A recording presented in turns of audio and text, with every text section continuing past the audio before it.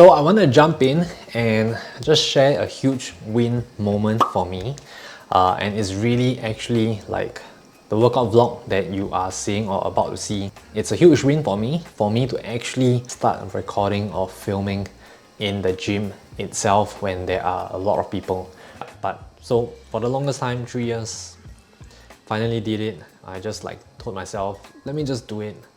I just need to do it once and get it out there. I think over time, I've realized, and you'll probably realize also, there's always an obstacle, a barrier that stops you from doing it until you either eventually do it or you just don't do it.